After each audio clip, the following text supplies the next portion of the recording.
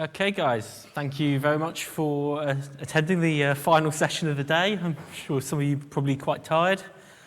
So today I'm going to be talking about kind of thinking in modules and how do you kind of take your own skill sets from the very kind of early stages of learning PowerShell.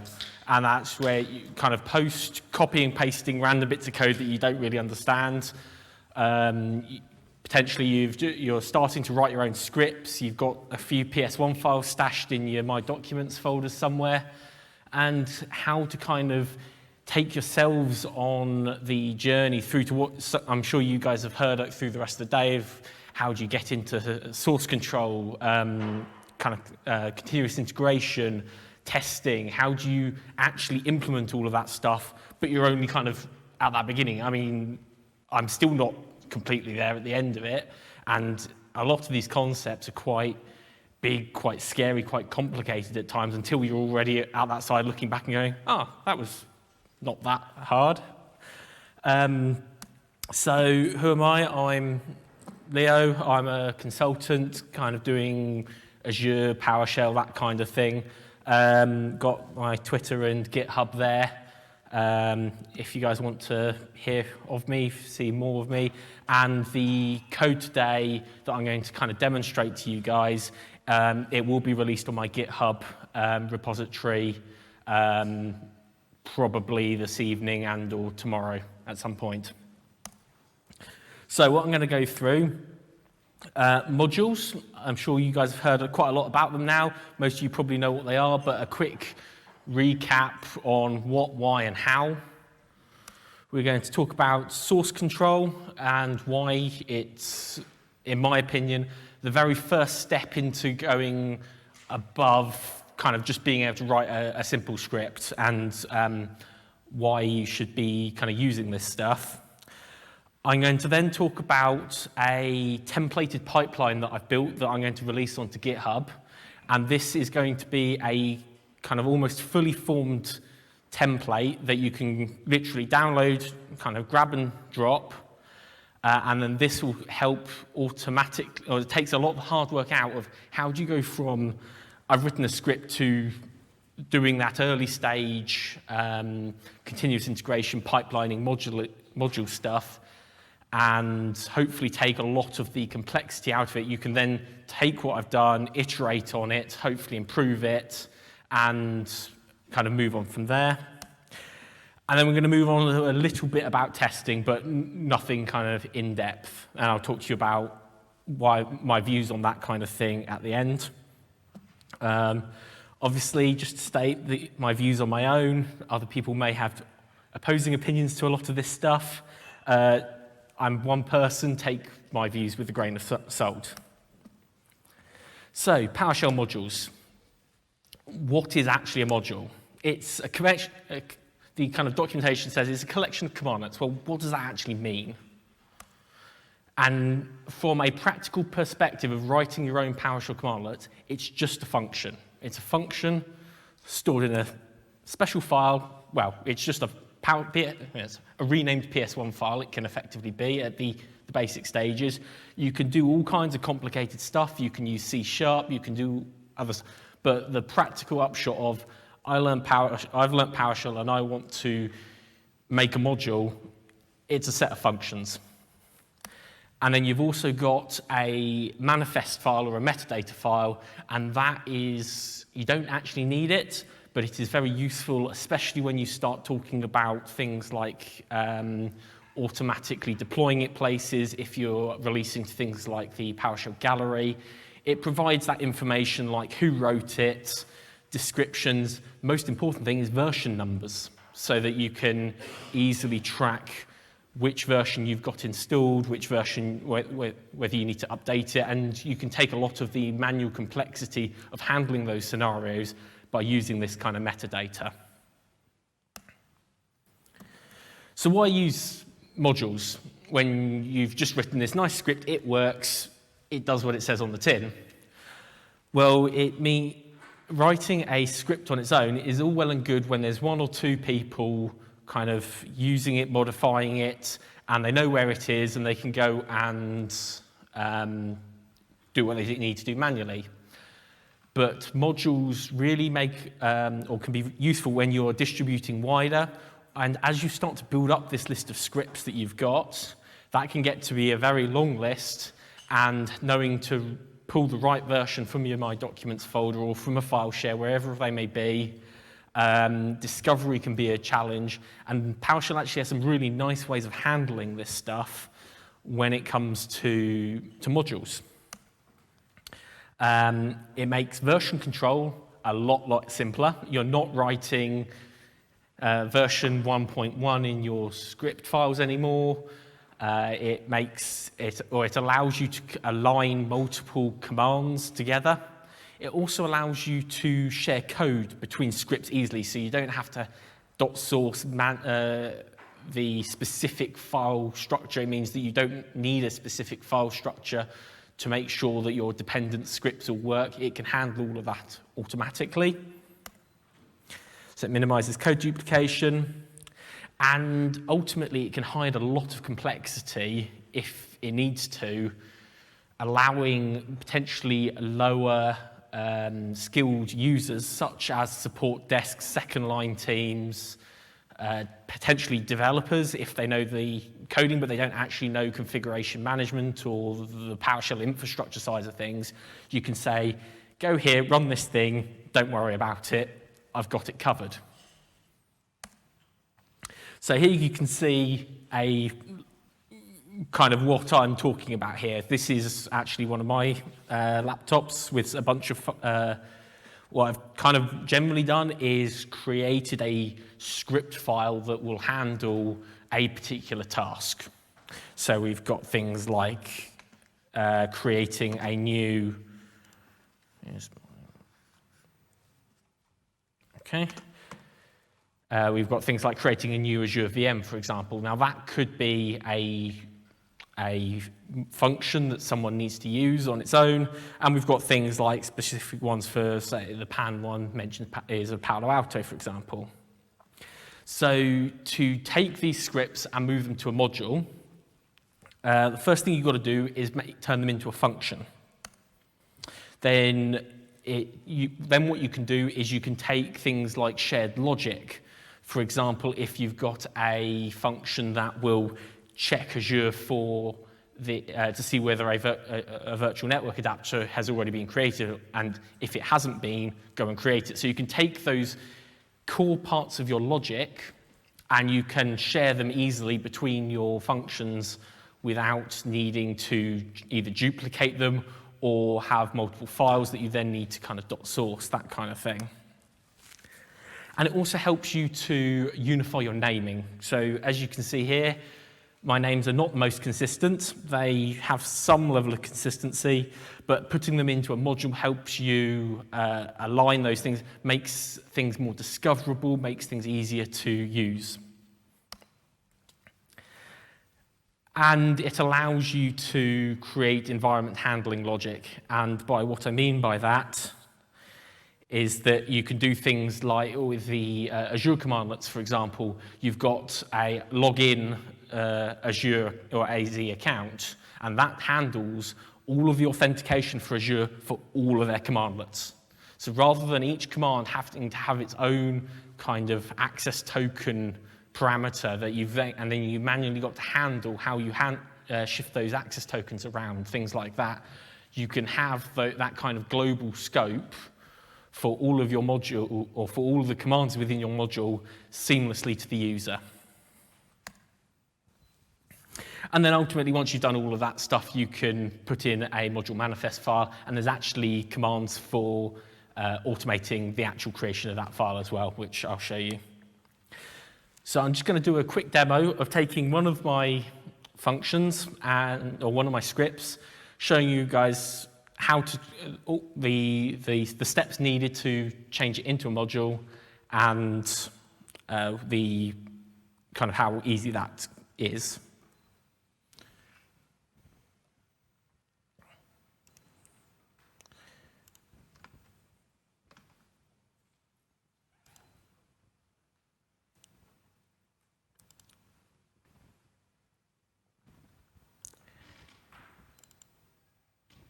So what we've got here is a script called parsVTT. So this is for handling subtitle files in Microsoft Streams.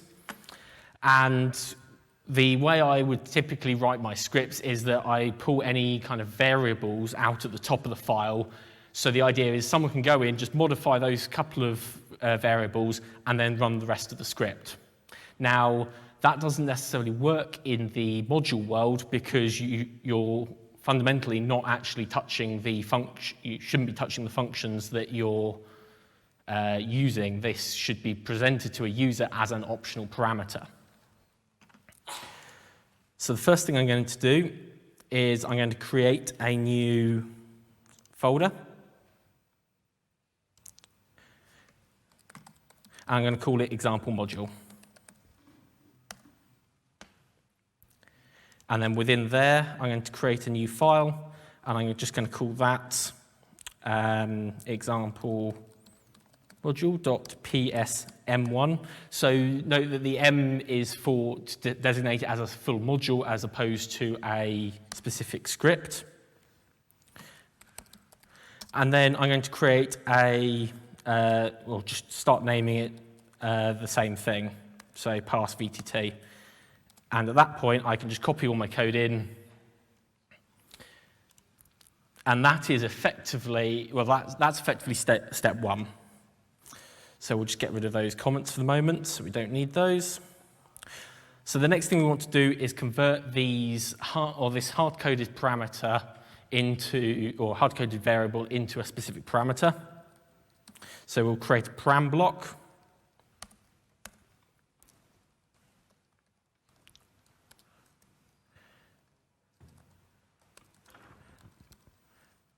And VS Code is very nice. It allows you to kind of auto-complete a lot of this stuff. So what we've got here. So ideally what you do is you'd write a nice parameter help description. But what I'm going to do there is just overwrite that with the file path variable. Now, because this is a key variable, what I'm going to do is I'm going to specify that mandatory is true. So what that will do is if you try and run this commandlet without specifying a file path, it will actually flag up and say, I need this parameter, please give it to me. Now, what you can do is leave them as non-mandatory and give them kind of, this would actually be a default, but having this default isn't a particularly sensible one because in general, you don't necessarily want to be talking to transcript.vtt, but default parameters can be useful in a lot of circumstances. The other thing I'm going to do is specify the type, which is a string.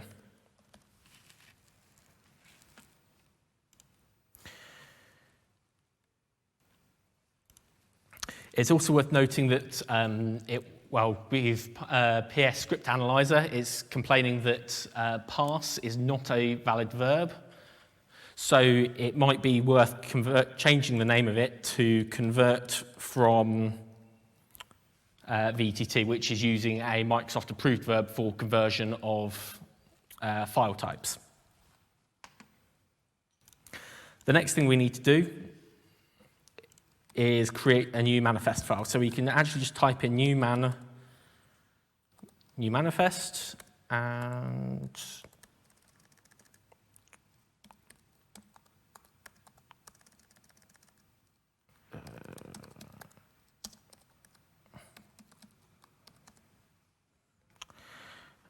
for some reason, I'm not.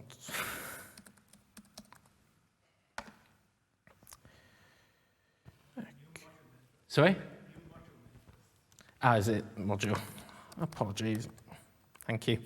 So it's new module manifest rather than new manifest file. And we just need to give it a path. So in this case, I'm just going to send it to temp. And then you can actually specify a lot of the settings here. However, you don't actually need to do that. What you can do is just call it file.psd1. And I'm just going to manually go and grab that file from the temp directory. And I'm going to place it. Oops. not in there.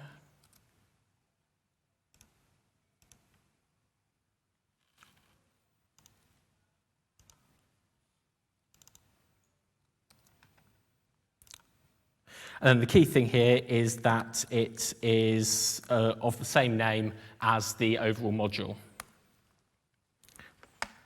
So once that's in there, what we can do is we can open it up. What you'll need to do is set the root module, and that's a relative path to the main PSM1 file. So in this case, it will be example module.psm1.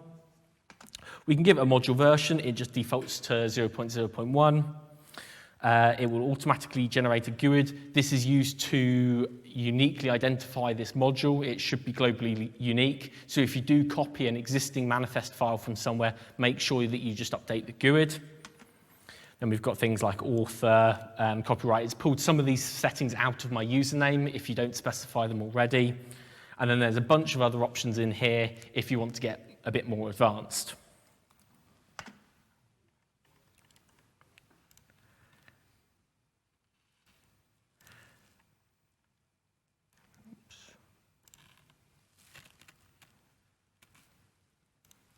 And that is effectively it for creating a new module.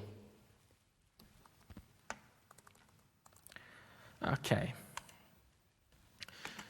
So once you've created the module, you can, in theory, then just go and share that out within your organization, allow others to use it, convert other scripts to start using these modules that you've got. But an absolutely key thing, in my opinion, is to start using source control. Now, why would you want to do that? It allows you to keep track of what changes you've made and not just kind of Leo went and updated this because it was broken. It's like this actually allows you to do a character-by-character comparison between different versions as they evolve. You can do things like look at exactly who wrote what line where, and that can be useful for working out where particular bugs were introduced, or why certain things are the way they are. It allows for multiple users to work on various parts of a module simultaneously and to merge those things back in quickly and easily. And it also provides a centralized location for storing all this code. So there's various source control protocols. You can see a bunch listed up here. The most common ones are probably the Git protocol and probably TFVC, which is the old Team Foundation Server, Azure DevOps protocol. But there's also other ones like SVN, Mercurial, and CVS. And there's also multiple services running these protocols. So the one that I'll be primarily concentrating on today is Azure DevOps, also used to be known as Team Foundation Server, or the very old, and also Visual Studio Online. And the other one you've probably already heard of is GitHub, but you've also got GitLab, Bitbucket, TeamCity, the list goes on and on. But it's also worth noting, and this I find trips a lot of people up, is that the Git protocol does not necessarily mean GitHub.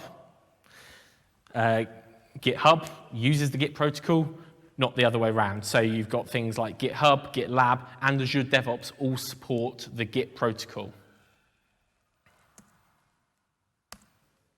So why would I encourage people to look at Azure DevOps if you don't already have a source control mechanism? And if you guys do have a source control mechanism, then I would encourage you to start looking at that. Even if, say, you're in the IT department, if you've got a dev team, they're probably already doing a lot of this stuff.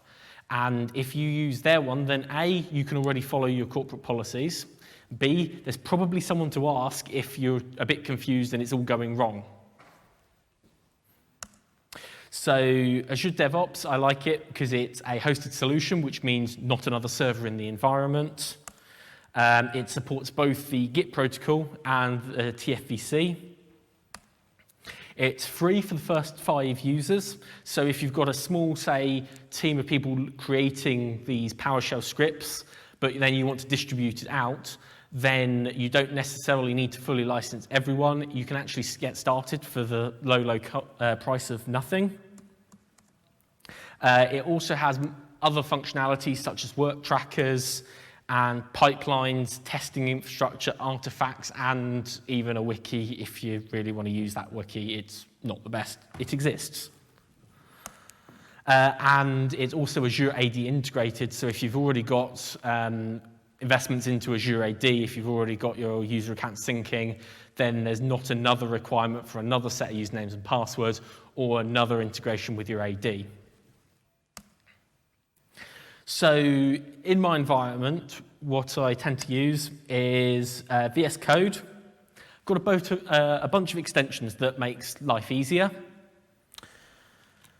I've also set the default language, which is quite a nice one, because otherwise VS Code will assume that you're talking about a text file. It won't automatically load things like the PowerShell extension until you save that file as a .ps1. So if you want to just do a bit of kind of hacking around, then you have to then go create a new file, rename it .ps1, and then it'll load up, unless you set the default language.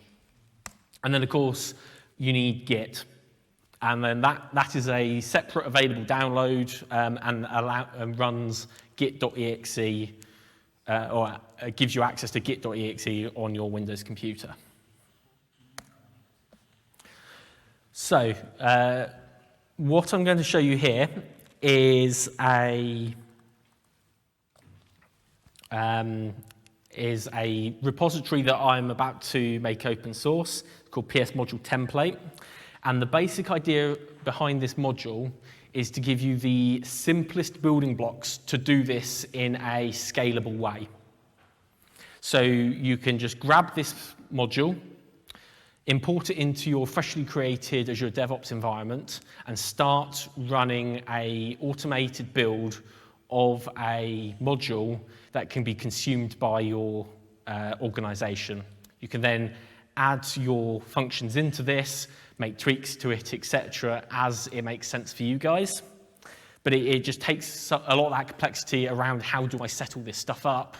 Hopefully, by following this, it should be, here's a building block, oh, I don't like that bit, let's modify that bit, etc. It removes that barrier to entry. So the first thing that we'll do is we'll download the zip file. And of course, my internet's just broken.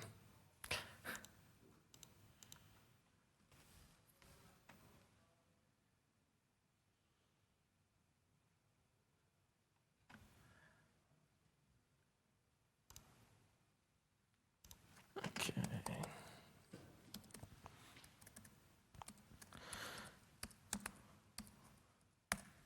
So for those of you who haven't ever gone to GitHub, it's github.com. It should be not AccuWeather.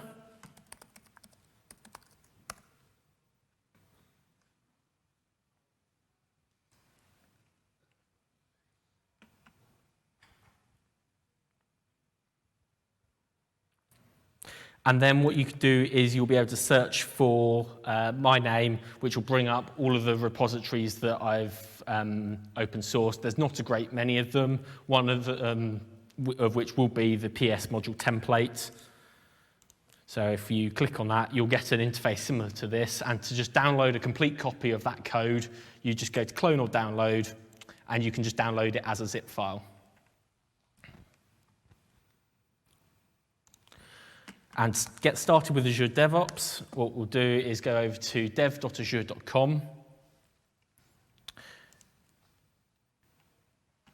And you can start for free, or in this case, I've already created an organization that I can sign into.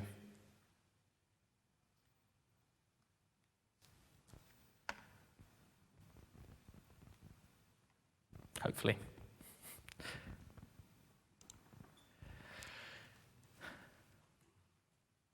I do have backup slides if we need to.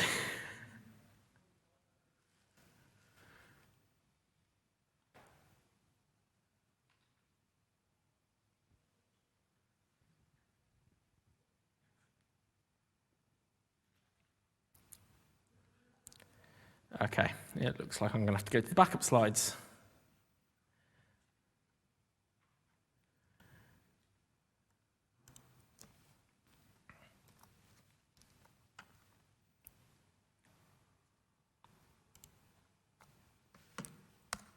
So this is what you should see when you create a new organization. In this case, we're creating it with my name. Obviously, if it's going to be an organizational one, you should probably start using your organizational's name. And then you've also got a choice of which location you want to put it in. Then going to create a new project. And in this case, I'm calling it the Contoso IT PowerShell module. And you probably want to make this one private. You don't really want to spill your organizational's internal secrets to the world. And while you can support TFVC or Git, unless your organization is already a heavy user of TFVC, I would encourage you to go down the Git route. It's, in my opinion, a bit harder to learn up front, but the way that the rest of the industry has gone is that pretty much everyone is using Git nowadays, or there's a lot of users out there using Git. It is the one with the most traction and momentum. So you'll probably be safer from a longevity perspective using Git over TFVC. A lot of the Microsoft internal source control is now on the Git protocol as opposed to their own TFVC approach. You've also got a choice for the backlog boards and things for work items. I'd potentially just leave it as basic, unless you can always change it later if you start making use of these in any great detail. So then we've just gone through and downloaded the PowerShell module, and then there's the link up there as well. And what we want to do is, once we've created that organization, you'll see that there's a repos tab and there's a clone in VS Code button. When you do that, if you don't have Git installed already, not a lot will happen, and there's not really an error message either. So it's worth bearing in mind that you need to have the Git software installed for this to actually work. But if you do have it installed, then it should ask for you a root location to store that repository in. In this case, I'm storing it in here. And once you've done that, you want to open that repository in VS Code. Then what I'm doing is I'm taking a copy of all the data that I downloaded from the GitHub site, and I'm just copying it straight into VS Code so that it is now going into my company's repository. And you can see here, we've now got all the code on the left-hand side. And the first thing that you'll notice is that it's set up for the template name of template. Now that is obviously not the best thing moving forward. So we have to go through and change it in a couple of locations. Key ones are changing the name Contoso template.psd1 to Contoso IT. We also need to change the root module path in the module manifest file. Don't worry that you can't see either template.psm1 or Contoso IT.psm1. What will actually happen is that will be generated later. We're actually using a module from the PowerShell gallery called Module Builder. What this allows you to do is to separate out each of your functions or your commandlets into individual files without creating complexity with things like code signing. What we can do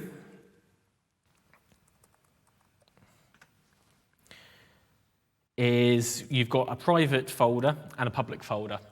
So private functions, they are referenced. You can reference them internally within your module without any problems. But when it comes to importing the module by users, these functions won't show up. So these are great for kind of internal checks, functions that don't have any real user value but are kind of used throughout the module, but shouldn't be shown to the user. And then we've got the public functions here. So you should just name the the file name to match the function name to make it easier to identify which one, where they are, and you should use a one file per function approach. What Module Builder then does is during a compilation step, which is in the pipeline, which we'll go through later, is it grabs all of the data out of all of these files and sticks it in one giant file. Now, that is good from a PowerShell perspective because it means that when you import that module, it loads a single file. It doesn't have to go and import hundreds of files. And it becomes especially important if when it comes to things like code signing to make sure that the code that is in the function at the moment was the same as when it was originally written, which is very important for security purposes. If you're importing hundreds of files, each one of those individually has to be checked for its code signing certificate, and that can be a lengthy process. However, you don't necessarily want thousands of lines of different functions or of code in a single file when it comes to actually maintaining these, because that becomes very hard very quickly, and losing track of where you are, it can be a real problem. So this gives kind of the best of both worlds. So that uses a build.psd1 file to kind of give it a compilation task. So you can see here, we're giving it a path to the manifest file that we want. We're just setting the output directory, so where it's compiling to include the version number of the module within its structure. And then we've got a global scope.ps1 file that will be included as a prefix and a suffix.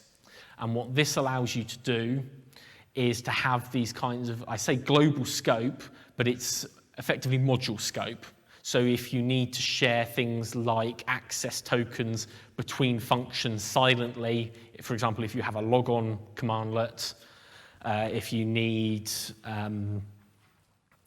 kind of tracking information, those kinds of things, they can all go into the global scope. Obviously, you should try and minimize how much information goes into these module scopes and global scopes, because it can make readability and maintainability harder, but this module is already set up with that stuff should you need it. We also need to update the module name within the global scope to match the overall module name. And then we need to make a few updates to the pipeline.yaml file. Now, this is a relatively new thing within DevOps, is it allows us to specify at a code level our full build and automation pipeline. Now, this gives us two advantages over the old GUI method. One is it means that I can easily share it with you guys without needing hundreds of screenshots of how to configure it all. And the second is that because this is just a text file in source control, it means that you can do everything else that you would normally expect to do with a text file in source control, which means that you can track changes, you can have approvals, all of that good stuff. So the next thing that we need to do is we need to do an initial commit of the source control, of those files into source control. So that's doing an upload from your local machine to Azure DevOps with that code in there. And then if you go over to the pipelines area, it'll come up and say no build pipelines found. So we just need to hit new pipeline. And it's going to ask you where do you want to build your pipeline from. In this case, it's a Azure Repos Git repository. And we want to use an existing pipeline. And then it should automatically give you a drop-down list with that YAML file that you can just select and hit OK on. And for some reason, it won't allow you to just save a pipeline. It will only allow you to run it. Now we'll need to run it, and it will fail. Specifically because the template, by default, is set up to run with code signing. And that code signing is all configured for my code signing certificate and not for your code signing certificate. And no, you can't have my code signing certificate. So what we have to do is if you want to do code signing and you've got a code signing certificate, then that's the process that we'll go through now. If not, you'll just have to comment out that specific part of the pipeline file and re-upload it, and I'll show you that in a second.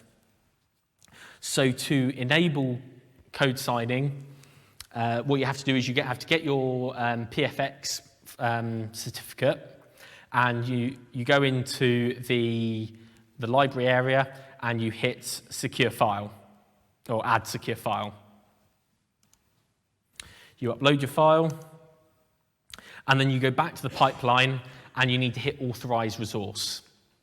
And the reason for that is it means that someone else can't just come and create a new pipeline and then start using your secure files, because ultimately if anyone got access to your code signing certificate, they can impersonate you with code.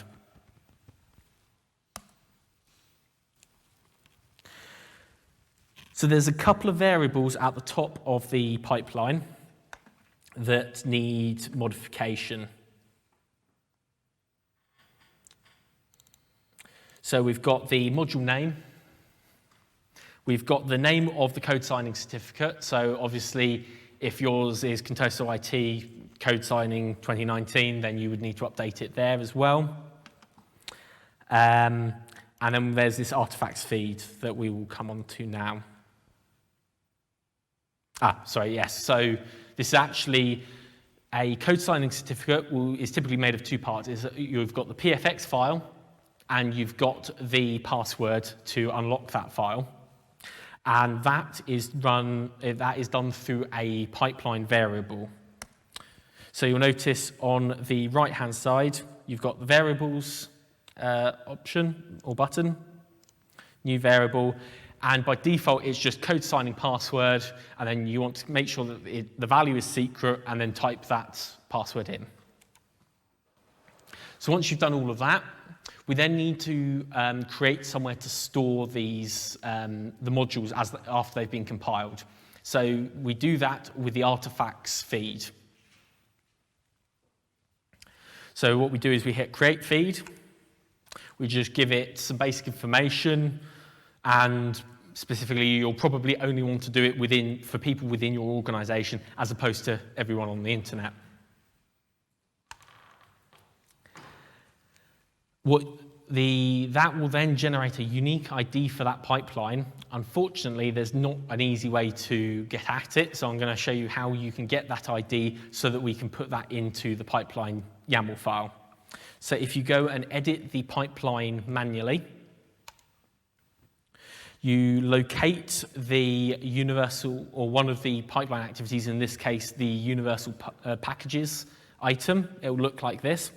And you can see that there's a settings item at the top here. That will bring up on the right-hand side a drop-down list of your destination feeds. At the moment, it is set to a variable called artifacts feed, but what you'll need to do is set it to the name of your actual feed. And what that will do is then it will overwrite your pipeline file with that GUID. Now, rather than us saving that directly, because that's actually used in a couple of locations, what we have to do is we have to copy that GUID, and obviously don't save the pipeline. And we take it back into the pipeline file where you can just paste it in the artifacts feed variable. And then you just need to push the updated code to the pipeline. And at that point, you should have a fully working build, code signing, compiled module that you can then go and use. And this pipeline will output into two different types. It will output as a NuGet package, or nugget, depending on your pronunciation, and it will upload it as a universal package. Now, this is where things get a little bit complicated from a PowerShell universe perspective. If you look at PowerShell Gallery, that is actually just a NuGet repository. However, PowerShell Get, which is the module that is built into Windows that handles that, kind of plays ball with authenticated galleries. It's supposed to work. There's a blog post out there saying it will work, but it doesn't work. There are ways, if you go and get personal access tokens and set environmental variables and do this and that, and you pray to the demo gods, then it may work. There should be better ways of doing it with device-based authentication. However, it's not currently working, and from the bug reports on the PowerShell Get repository, it seems that the majority of the PowerShell Get team are working on a massive rebuild, going from V2 to V3, and pretty much if it's not burning down as of right now, they're saying, hold off, we're going to get V3 out the door. It's a major architectural change, so I'm hoping that they'll fix all of these issues in V3, and it'll be a much easier experience to automatically allow you to use things like find module, install module directly from DevOps on your computers, but the experience just isn't quite there yet. Which is why you've also got the universal package method, which does actually work right now, but it relies on the Azure CLI application to do the authentication and the downloads. So if you don't want to do all of those things, and all you want to do is to grab that folder so that you can distribute it internally via your own means, you can do that. What you can do is you can download the NuGet package directly. And the reality is that this is just a zip file. So all you do is you rename, it comes up as an NUPKG file. You just rename it to zip. Sorry. You extract it, and then you can move it where you like. So you can also, as I mentioned, use the Azure CLI, and then you can download the DevOps extension for the Azure CLI. Once you log in, if you go to the universal package in the artifacts folder, it'll actually pre-populate the correct command to run. And then all you do is you run that, and the demo ends lovely. And everyone is happy with the world. So that will, again, download the module folder. You can then put it where you like. You can distribute it via your package management or your software configuration tool of choice. You can put it onto all of your lovely first-line support guys' computers and say, if you need to create a new user, for example, it's add-Contoso IT user, fill in the parameters, and it will go create the AD object, it will go set up SharePoint, it will provision mailboxes, it will do everything that you wish to do. And that means that rather than them needing to open up script files, they might be doing it manually, which is that really the right way for them to be doing it? If they are opening up script files, then that just gives them the opportunity to typo it, break it. Everyone has a different version. Dave over in second line's come up with some great improvements, but has only shared it with Fiona in third line. This allows you to have kind of a universal package and a module version. So if someone says, oh, it's not working this week, whatever, you can say, okay, what module version? Oh, it's version 1.1. It's like, well, yeah, we're on version 5 now, get with the times. With the, as I mentioned, with the support for private repositories coming, you should actually soon be able to directly allow them to use things like find module and update module directly from the gallery or from your local repository, which means as you guys make changes to your code, that can be built, tested, automated, and deployed to anyone in the organization that needs it simply by them running update module. And if you don't want to allow them to manually write update module, then you can have scheduled tasks, or however you want to do it, you can run that stuff automatically in the background so that they are always at latest and greatest. So here's a screenshot of me getting it kind of working, and I thought, great, yes, I finally got it working, only to find that find module works, install module doesn't, which is kind of a problem. So again, it should be coming, it's pretty much there, it's just a little buggy at the moment, and the team are a little bit preoccupied on major architectural improvements, so hopefully we'll get that soon. So on to a bit around testing. Should you test? Absolutely.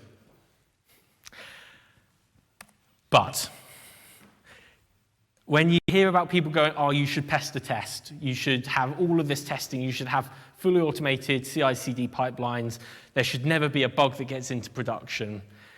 That's great if you're not running 200%, you are one person in a team of 3, and you have 500 servers to manage. So should you test? Yep. But don't be put off. Don't go, throw your hands up and go, I can't do all of this because I can't go and write 100% code coverage tests. Start really small. In fact, don't start with any. With this pipeline that I've set up, it has the capabilities to do your testing, but it doesn't currently have any tests. So you'll notice that there's a test folder here, and the idea being is that you can create tests for your specific functions in here.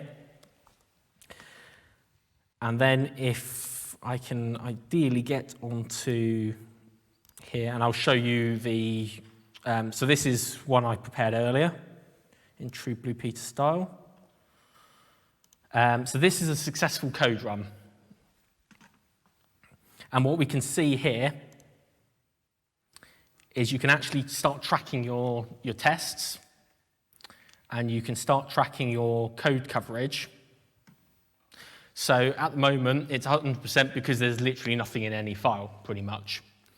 Now, the key thing here is that you can monitor this stuff and start getting start small, start learning to test. So the easiest things to test are validation functions.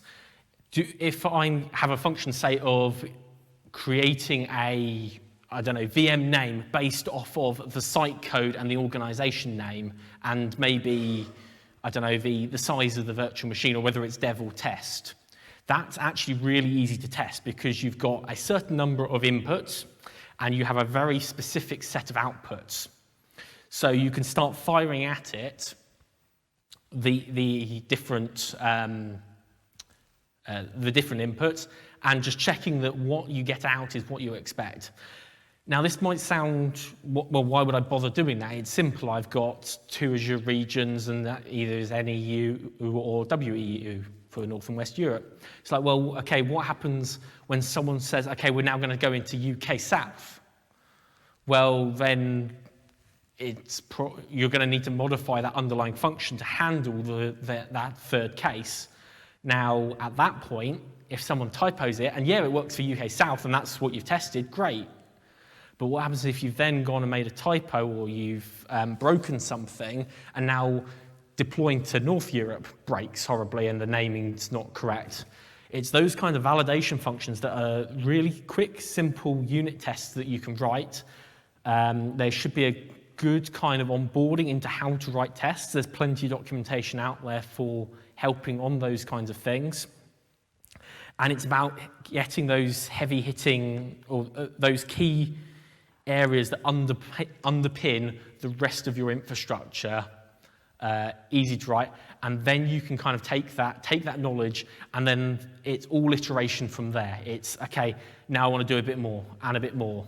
So look again for the business value, for the key areas where you can make the most impact with the least knowledge, and if it makes business sense, then go and start rolling out your code coverage. And at that point, hopefully, managers and other teams will start seeing the benefit of that and saying, okay, well, we want you to have 100% code coverage because we understand that that is important to the way that you guys work and to the way that the rest of the business now works, so that we don't have breaking changes going through into day-to-day management.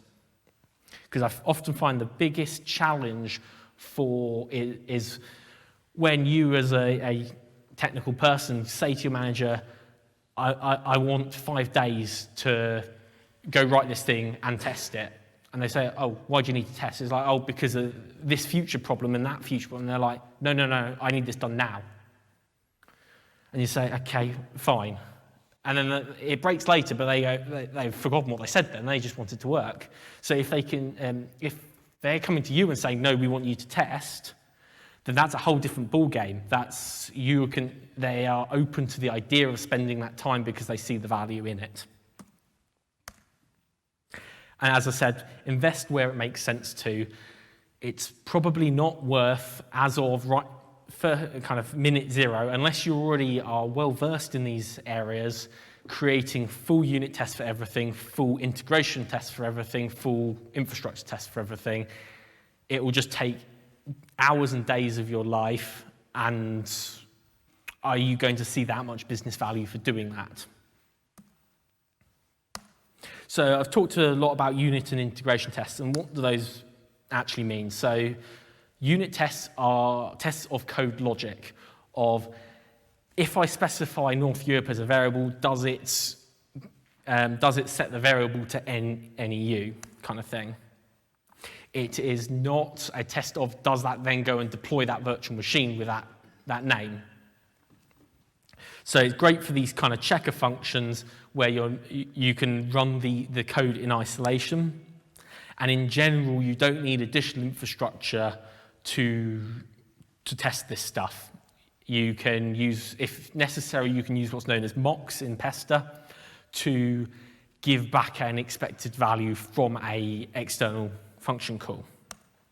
So integration tests are kind of the opposite of that. They're testing what the code actually does, and does that actually do what it's supposed to do. For example, does my new VM function actually go and deploy a new VM, and does it match the configuration that I told it to? So it makes end-to-end changes. In general, I'd recommend it for kind of big critical code. Like if your entire organization relies on, so like new VM is a good example of that. If you're running or building lots of virtual machines, that kind of thing, then it's probably worth making sure that that in general is a stable commandlet. But a key thing here is that it often requires some level of infrastructure commitment and the ability to actually make changes to an environment, whether that is production or whether you've got separate test environments, and how you handle that stuff, again, needs a bit more thought to it than just, I can just throw some tests into DevOps and it'll all just work. So, to conclude, you should definitely consider using source control. It enables kind of easy rollbacks between versions if you do have a problem. It enables you to start collaborating between people and not having to worry about how do I copy and paste this bit of the script and oh, did you change that and this and that kind of thing.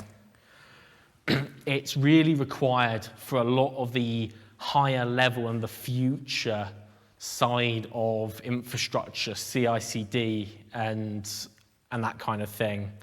It's kind of the bedrock of a lot of the kind of the more advanced automation scenarios. And it sets you up really nicely for kind of continuous integration, continuous deployment. Say testing is desirable. Little and occasional, I'd say lots and often is obviously best, but little and occasional is better than none. You can always, as your skill sets gain, the barrier to entry will reduce, the time it takes for you to write tests should reduce, and therefore that little becomes a bit and occasional and should then hopefully become a bit and often and occasion, and then it kind of should ideally go from there. So concentrate on the high value targets, and Pester is a very flexible testing module. You basically, if you're doing any kind of does this equal or this should be that, and any kind of testing, whether that's infrastructure code, your SAP instance, it can probably be used in those kind of scenarios. So don't just think of it as this is a code thing. Those skills can actually be used much wider than is necessarily always talked about. So thank you very much. Does anyone have any questions?